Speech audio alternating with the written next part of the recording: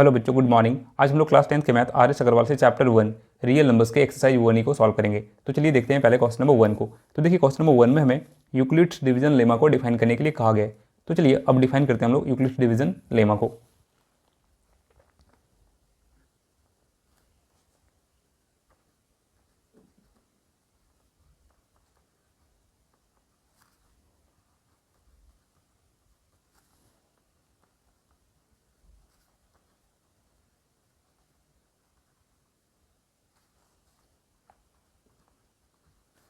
For any two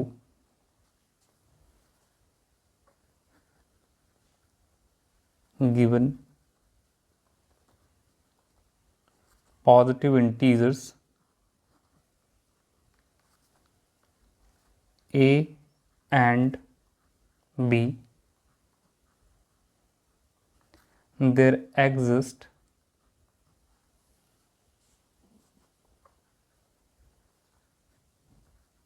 unique whole numbers q and r such that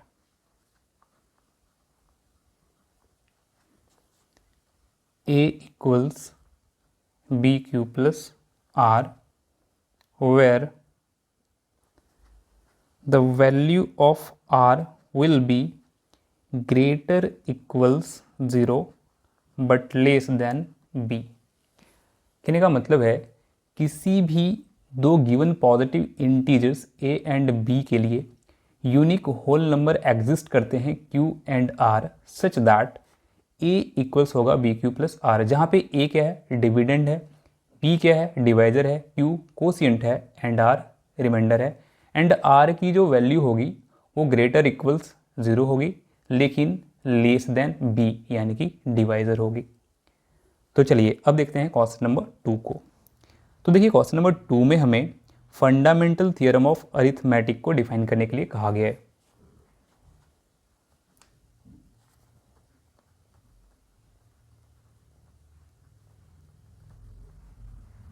fundamental theorem of arithmetic.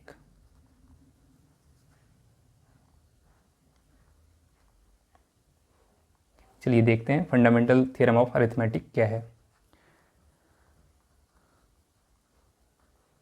Every composite number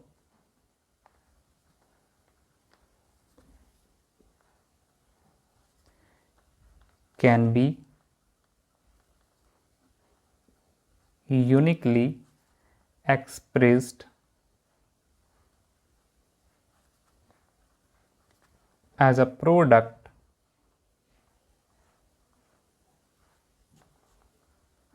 of primes except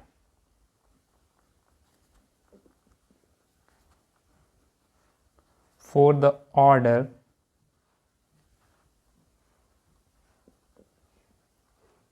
in which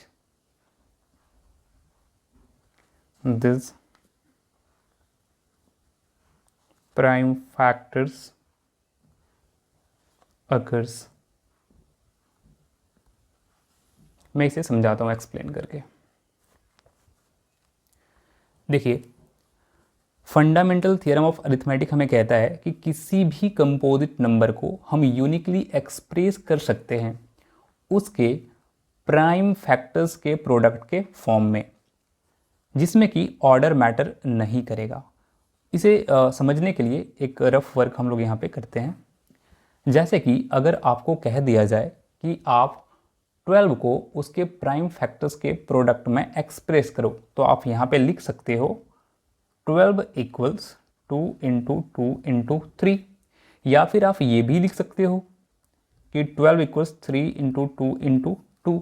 तो देखिए यहाँ पे order matter नहीं कर रहा है ना। ये जो फैक्टर्स को हमने अरेंज करके लिखा है इसका ऑर्डर मैटर नहीं करता है, ये दोनों ही चीज़ें सही हैं।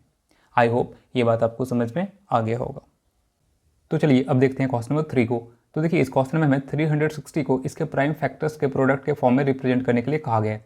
तो देखिए इसके लिए सबसे पहले हम लोग 360 के प्राइम फैक्टर्स को फाइंड कर लेंगे डिवीजन मेथड के हेल्प से।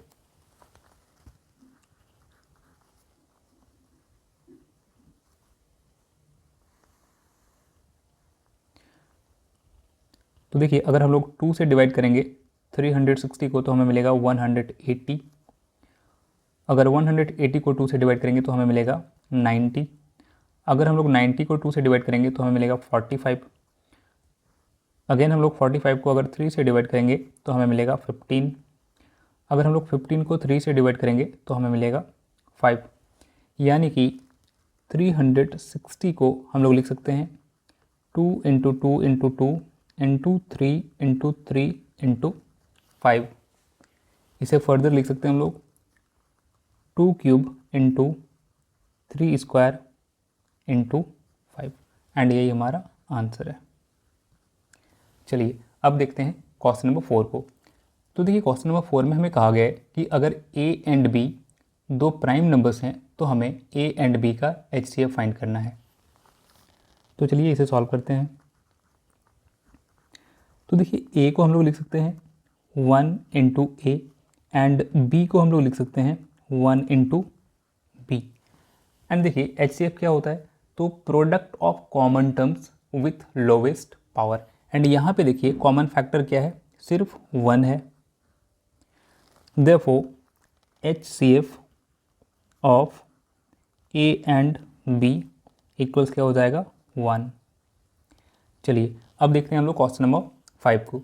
तो देखिए क्वेश्चन नंबर 5 में हमें कहा गया है कि अगर A एंड B दो प्राइम नंबर्स हैं तो हमें A एंड B का LCM फाइंड करना है। तो देखिए अगेन हम लोग लिख सकते हैं A equals 1 into A and B को लिख सकते हैं हम लोग 1 इंटू बी। एंड देखिए LCM क्या होता है, तो product of prime factors with highest power. तो देखिए यहाँ पे हम लोग लिख सकते हैं LCM of A and B equals क्या हो जाएगा। देखिए यहाँ पे कॉमन क्या है 1 इंटू, फिर यहाँ पे क्या नंबर्स बच गए A इंटू बी एंड इसे मल्टीप्लाई कर देंगे तो हमें मिल जाएगा AB एंड यही हमारा आंसर है। चलिए अब देखते हैं क्वेश्चन नंबर 6 को। तो देखिए क्वेश्चन नंबर 6 में हमें कहा गया है कि अगर दो नंबर्स का प्रोडक्ट है 10 150 एंड इन दोनों नंबर्स का HCF है 25, तो हमें इन दोनों नंबर्स के LCM को फाइंड करना है। तो चलिए इसे सॉल्व करते हैं। तो सबसे पहले लिखेंगे हम लोग गिवन में प्रोडक्ट ऑफ टू नंबर्स जो कि दिया हुआ है 10 150, HCF इक्वल्स दिया हुआ है 25 एंड LCM को हमें फाइंड करना है। तो देखिए हमें पता है कि HCF इंटू LCM इक्वल्स होता है प्रोडक्ट ऑफ गिवन नंबर्स। अब देखिए HCF तो हमें दिया हुआ है जो कि है 25, LCM हमें पता नहीं है and product of given numbers क्या है 10 150। तो देखिए यहाँ से हमें LCM मिल जाएगा 10 150 बाय 25 एंड अगर आप 25 से 10 150 को कैंसिल करोगे तो आपको मिलेगा 42 जो कि आंसर है। चलिए अब देखते हैं क्वेश्चन नंबर 7 को। तो देखिए क्वेश्चन नंबर 7 में हमें कहा गया what is a composite number. तो डिफाइन करते हैं हम लोग कंपोजिट नंबर को।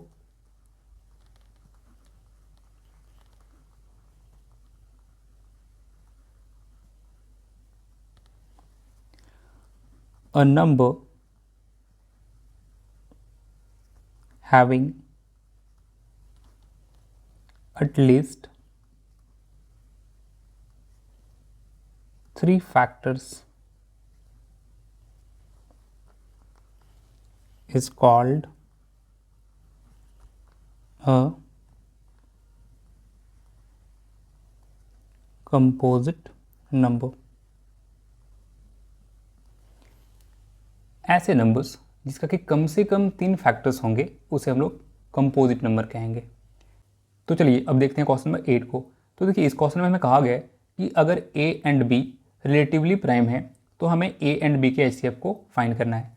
अब देखिए इसे सॉल्व करने से पहले आप इस बात को समझो कि prime numbers and relatively prime numbers, इन दोनों बातों में डिफरेंस है। क्या डिफरेंस है इस बात को अभी हम लोग समझेंगे। तो देखिए सबसे पहले हम लोग देखते हैं कि प्राइम नंबर्स क्या होता है। तो देखिए ऐसे नंबर्स को हम लोग प्राइम नंबर्स कहते हैं जिसका कि फैक्टर 1 और खुद वो नंबर हो, इसके अलावा उसका कोई भी फैक्टर नहीं होना चाहिए। जबकि रिलेटिवली प्राइम नंबर्स ऐसे नंबर्स को कहते हैं जिसका कि कॉमन फैक्टर 1 होगा। फॉर एग्जाम्पल यहाँ पे देखिए मैं दो नंबर्स ले रहा हूँ 9 एंड 10। अब देखिए 9 एंड 10 रिलेटिवली प्राइम नंबर्स हैं। क्यों? क्योंकि 9 एंड 10 का जो कॉमन फैक्टर है वो सिर्फ 1 है। जबकि देखिए यहाँ पे 9 एंड 10 कंपोजिट नंबर्स हैं, यानी कि कंपोजिट नंबर्स भी रिलेटिवली प्राइम नंबर्स हो सकते हैं। ठीक है, आई होप आपको ये बात समझ में आ गया होगा। यानी कि एक बात आपको यहाँ से ध्यान में रखना है कि जो रिलेटिवली प्राइम नंबर्स होते हैं वो ये ज़रूरी नहीं है कि प्राइम नंबर्स ही होंगे, वो कंपोजिट नंबर्स भी हो सकते हैं। तो चलिए अब इसे हम लोग सॉल्व कर देते हैं। तो यहाँ पे लिखेंगे स्टेटमेंट हम लोग पहले, since A and B are relatively prime, therefore HCF of A and B equals 1। And यही हमारा आंसर है क्वेश्चन नंबर 8 के लिए। तो चलिए अब देखते हैं क्वेश्चन नंबर 9 को। तो देखिए क्वेश्चन नंबर 9 में हमें कहा गया है कि अगर rational number a by B का जो डेसिमल एक्सपेंशन है वो टर्मिनेटिंग होगा तो यहाँ पे जो डिनोमिनेटर b है इसे क्या कंडीशन सेटिस्फाई करना होगा। तो देखिए हमें पता है कि कोई भी रैशनल नंबर जो कि टर्मिनेटिंग डेसिमल होगा तो जो डिनोमिनेटर है उसका वो 2m इंटू 5n के फॉर्म में होना चाहिए। तो इस बात को यहाँ पे हम लोग लिख देंगे।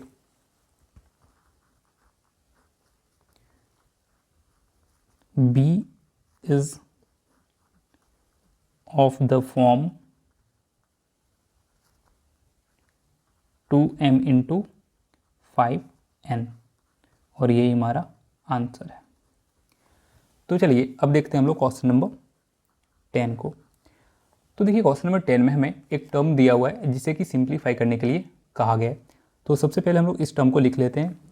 तो देखिए यहाँ पे जो हमारा गिवन टर्म है वो है 2√27 प्लस 3√12 बाय 4√3। तो देखिए इसे फर्दर हम लोग लिख सकते हैं 2√27 को लिख सकते हैं 9 इंटू 3 प्लस 3√12 को लिख सकते हैं 4 इंटू 3 बाय 4√3। अब देखिए आगे सॉल्व करते हैं इसे। तो लिख सकते हैं 2 इंटू, अब देखिए अगर स्क्वायर रूट ऑफ 9 निकालेंगे हम लोग तो हमें मिल जाएगा 3 एंड यहाँ पे रूट के अंदर रह जाएगा 3 प्लस 3 इंटू 4 का अगर हम लोग स्क्वायर रूट फाइंड करेंगे तो हमें मिल जाएगा 2 एंड यहाँ पे रूट के अंदर रह जाएगा 3 बाय 4√3। अब इसे फर्दर लिख सकते हैं हम लोग 2 इंटू 3 विच इज 6 एंड यहाँ पे √3 plus 3 into 2 which is 6 and ये √3 बाय 4√3। अब देखिए यहाँ भी 6√3 है और यहाँ भी 6√3 है, तो 6√3 को हम लोग कॉमन कर सकते हैं। तो देखिए ब्रैकेट के अंदर हमें मिल जाएगा 1 प्लस 1 बाय 4√3 और इसे आगे हम लोग लिख सकते हैं 6√3 इंटू, देखिए 1 प्लस 1 क्या हो जाएगा 2 बाय 4√3। अब देखिए यहाँ पे √3 से √3 कैंसिल अब देखिए 2 से 3, अगर 6 को हम लोग कैंसिल करेंगे तो 3 टाइम्स में कैंसिल हो जाएगा, एंड 2 से अगर 4 को कैंसिल करेंगे तो 2 टाइम्स में कैंसिल, एंड अगेन इस 2 से ये 2 कैंसिल। तो इस टर्म को देखिए हमें सिंप्लीफाई करके आंसर मिला 3। तो चलिए अब देखते हैं क्वेश्चन नंबर 11 को। तो देखिए इस क्वेश्चन में हमें एक रैशनल नंबर दिया हुआ है जिसका कि डेसिमल एक्सपेंशन लिखने के लिए कहा गया है। तो चलिए सबसे पहले हम लोग गिवन नंबर को लिख लेते हैं।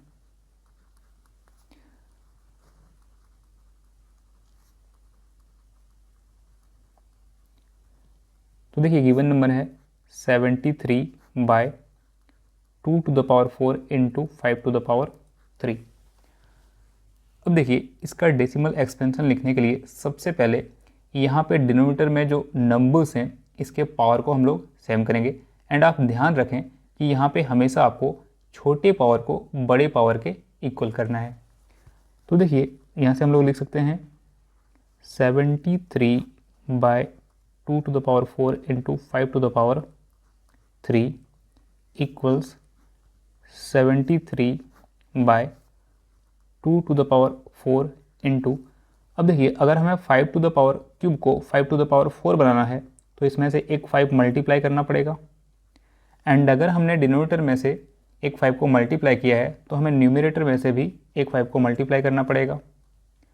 अब इसे फर्दर सॉल्व करेंगे तो देखिए 73 इंटू 5 जो कि होता है 365/2⁴ इंटू, यहाँ पे लिख सकते हैं 5⁴।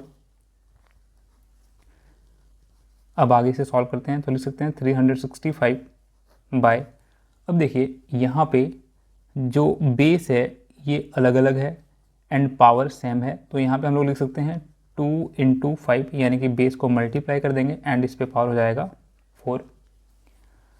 अब इसे फर्दर सॉल्व करेंगे तो हमें मिलेगा 365/2 इंटू 5 विच इज़ 10⁴, और इसे आगे लिख सकते हैं 365 देखिए 10⁴ है तो यहाँ लिख सकते हैं 1 एंड इसके साथ हो जाएगा 4 zeros, और अगर हम लोग 365 को 10,000 से डिवाइड करते हैं तो हमें मिलेगा 0.0365, एंड यही हमारा आंसर है।